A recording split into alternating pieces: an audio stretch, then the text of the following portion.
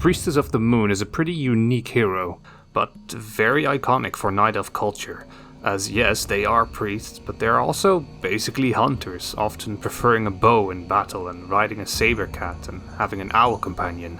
Tyrande represents them in the campaign, and this is just where I grew to love these characters. Tyrande was always a favorite of mine, strong, wise, carried the Night Elves on her back for like 10,000 years all by herself while her husband slept. Of course, that's something that the modern writers probably don't understand, as they felt she needed a chosen one arc and gave her insane physical powers, confusing that for strength of character.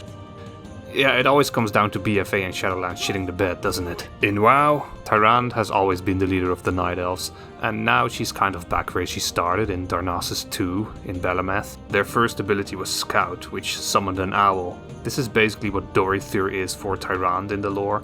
You know, the little owl companion often shown at her side, who eventually got yeeted into the maw to babysit Sylvanas, which arguably is a worse punishment than the one Sylvanas had herself. They also had searing arrows, which could be toggled on and off and added fire damage to their shots at the cost of mana. This didn't really become a thing in WoW, but if you fight Tyrande in Darnassus, she will actually use this. True Shot Aura was given to Marksmanship Hunter and later became an active ability, the main damage cooldown for them instead of an aura. And Starfall, their ultimate, was given to Balance Druids. Though there was the ability Star Shards in vanilla that only Night Elf priests had, though it really sucked and it was never used. The Sentinel hero talents for marksmen and survival hunters are based on this hero as well, and that big lunar AoE effect kind of does channel that vibe that Starfall had.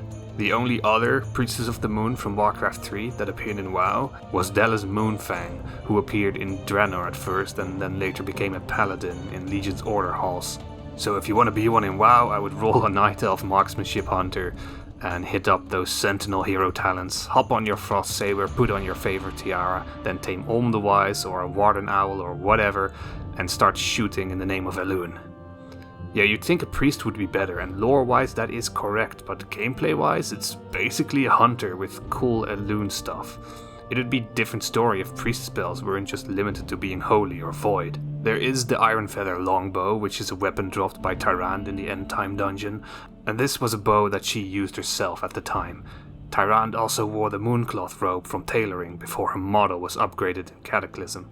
The reforged model for the priestess actually seems to draw some inspiration from the Mooncloth robe, as well as Tyrande's Cataclysm look.